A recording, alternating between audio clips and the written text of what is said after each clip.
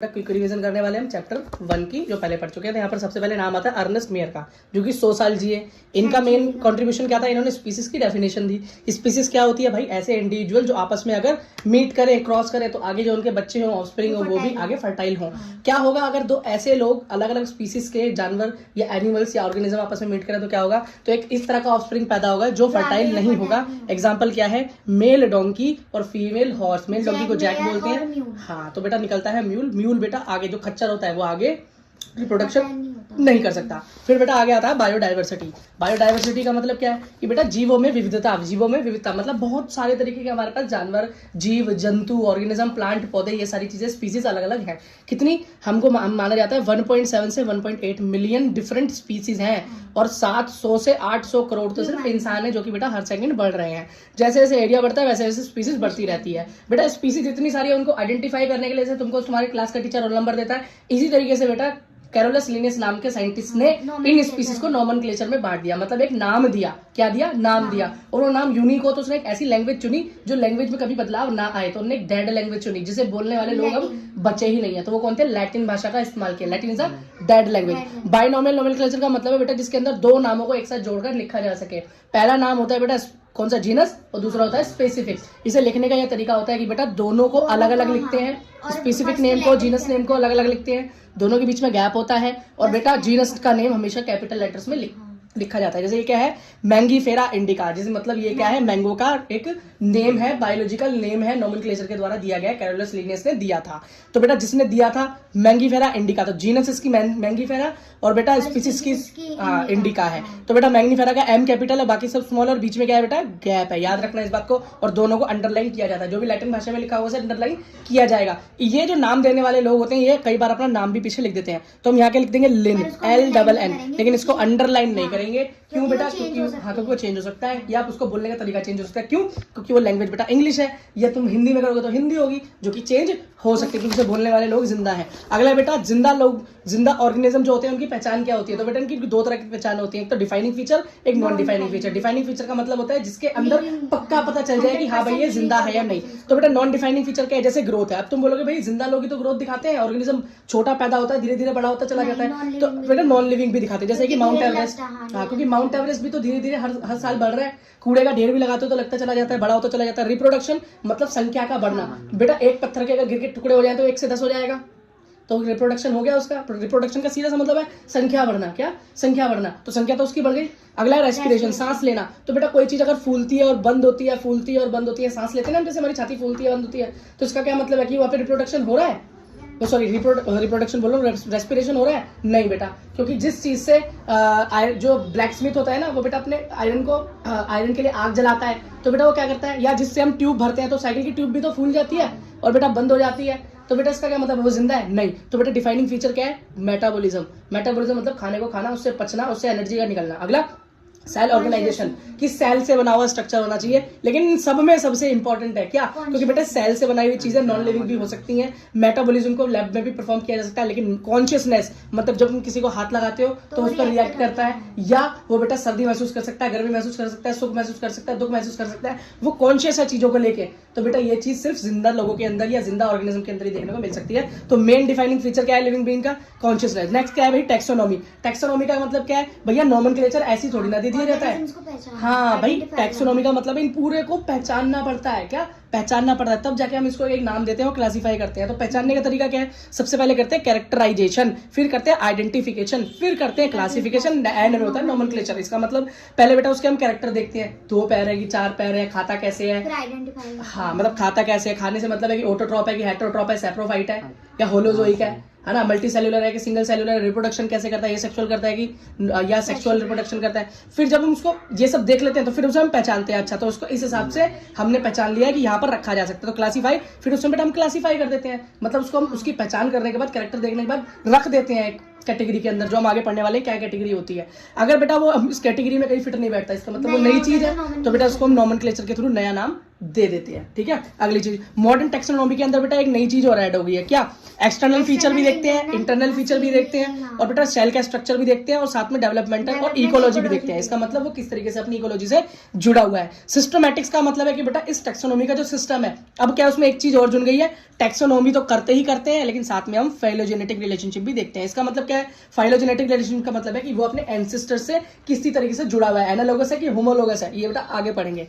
मतलब कि तुम अपने पेरेंट्स से किस तरीके से जुड़े हो, इवोल्यूशन कैसे हुआ था तुम्हारा। हम भी तो पहले बंदर थे ना, तो हम बंदर से कैसे जुड़े हुए हैं। हमारा जो बेटा ब्लड ग्रुप होता है क्या, RH क्या होता है, पॉजिटिव या नेगेटिव। तो ये RH क्या है? RH बेटा रीसस मंकी, जिस बंदर को बोला जाता है कि हम जिसके पूर्वज हैं जो कि अफ्रीका में पाया जाता है, उसकी सेल के अंदर पाया जाता है RH फैक्टर। तो बेटा जिसके अंदर वो RH फैक्टर पाया जाता है, मानते हैं कि वो उस बंदर का डायरेक्ट क्या है, एंसेस्टर है। समझ में आ गया?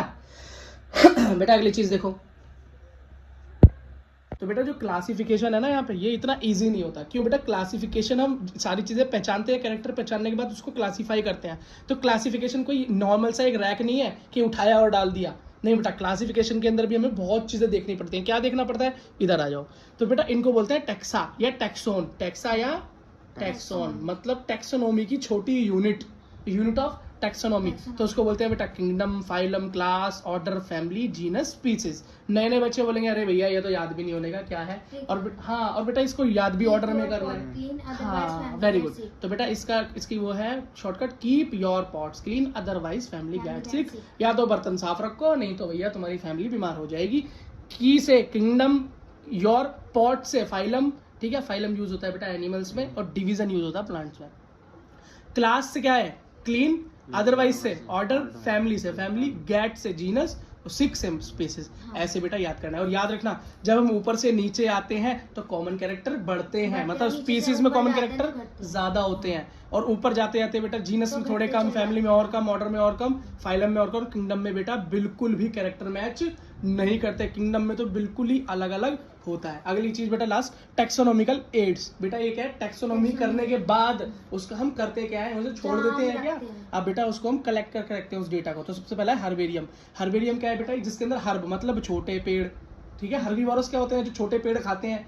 आपने देखा है क्या वो कि वो जो हिरण है वो पेड़ पर चढ़ के पेड़ को ऊपर से खा रहा है, वो बेटा नीचे घासी तो खाता है। तो घासों को क्या बोलते हैं? हर्ब बोलते हैं। उससे थोड़े से बड़े जो पौधे होते हैं, जैसे कि अमरूद का पेड़ है, उसे क्या बोलते हैं? शरब बोलते हैं। और उससे बिल्कुल ऊंचे को तो बेटा ट्री बोलते हैं। ठीक है, अगला देखो, वैसे हम आगे प्लांट किंगडम में ये सारी चीजें पढ़ेंगे, लेकिन मैंने तुमको बता दिया कि हर्बीवेरियम में हर्ब नाम कहाँ से आया। तो बेटा हर्ब से सीधी बात है, प्लांट ही आएगा इसके अंदर और कुछ नहीं। तो बेटा इसके अंदर हम क्या करते हैं, किसी जगह पर जाते हैं, वहां का प्लांट बेटा लेते हैं, हर्ब लेते हैं, छोटा हर्ब लेते हैं, उसको बेटा एक शीट लेते हैं जिलेटिन की या प्लास्टिक की शीट लेते हैं, ऐसे तुम्हारी फाइल नहीं होती, उसके अंदर बेटा उसको गर्म करके, प्रेस करके, हीट करके, ड्राई करके उसके अंदर डाल देते हैं उसकी पेड़, जड़, उसका कोई फल या उसकी पत्तियां। ठीक, और बेटा उस शीट में, मान लो ये शीट है हमारी हर्बेरियम, उसमें हमारा पेड़ हमने ले लिया, ये बेटा उसके पत्ते हो गए, उसकी जड़ हो गई, उसका फ्रूट हो गया।